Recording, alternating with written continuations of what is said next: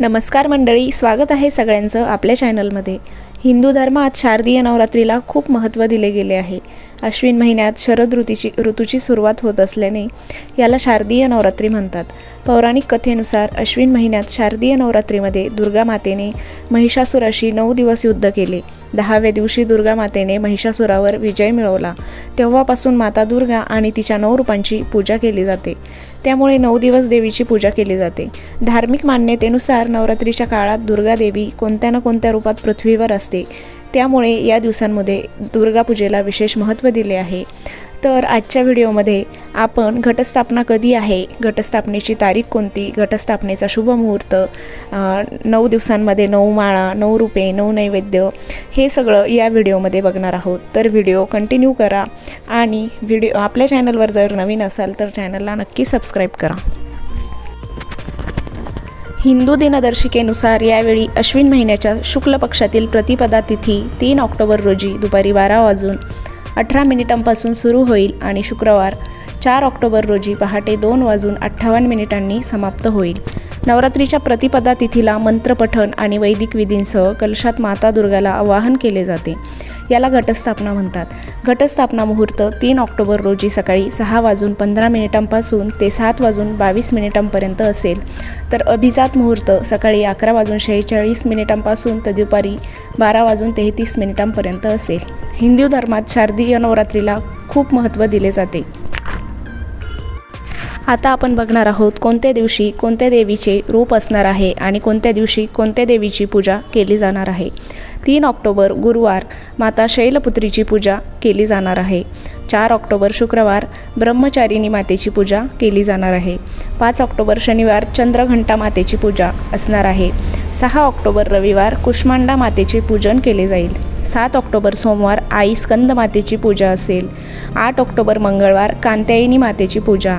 9 October बुधवार माँ कालरात्रीची पूजा।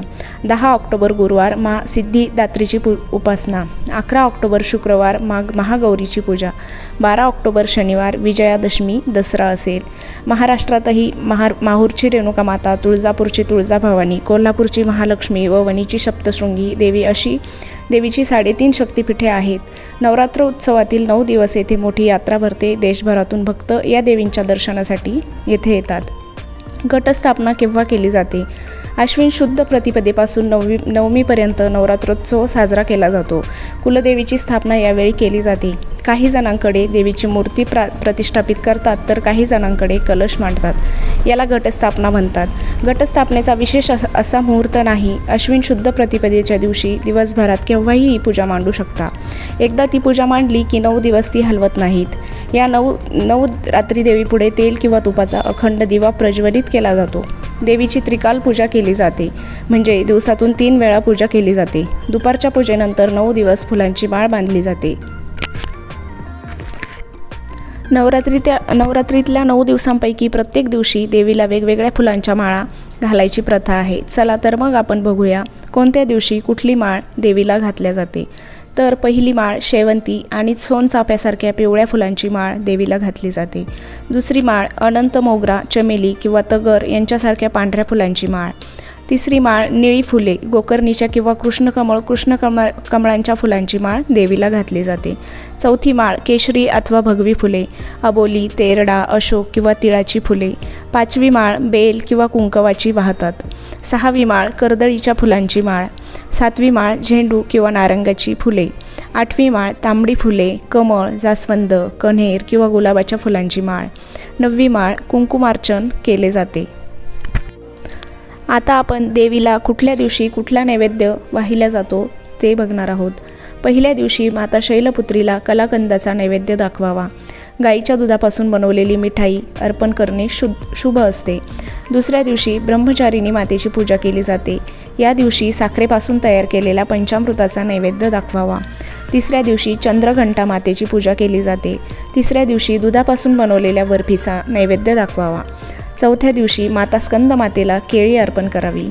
5व्या दिवशी कुष्मांडा मातेला मालपुआ अर्पण करावा। हा नैवेद्य दाखवल्याने देवी प्रसन्न होते असं म्हटलं जातं। नवरात्रीचा 6वा दिवस कात्यायनी मातेला समर्पित आहे। या दिवशी देवीला सुपारी अर्पण करावी। 7व्या दिवशी काली मातेची पूजा केली जाते, या दिवशी गुळाची मिठाई अर्पण करावी। 8व्या दिवशी महागौरीची पूजा केली जाते, नारळापासून बनवलेली मिठाई देवीला अर्पण करावी। नवरात्रीच्या 9व्या दिवशी माता सिद्धिदात्रीची पूजा केली जाते, या दिवशी रव्याची खीर, पुरी आणि काळ्या हरभऱ्याचा नैवेद्य दाखवावा। तर अशा पद्धतीने आपण येणाऱ्या शारदीय नवरात्र उत्सवाविषयी बरीच माहिती जाणून घेतलेली आहे। तर हा व्हिडिओ तुम्हाला कसा वाटला कमेंट सेक्शनमध्ये जरूर सांगा। आपल्या चॅनलवर जर नवीन असाल तर नक्की चॅनलला सबस्क्राईब करा।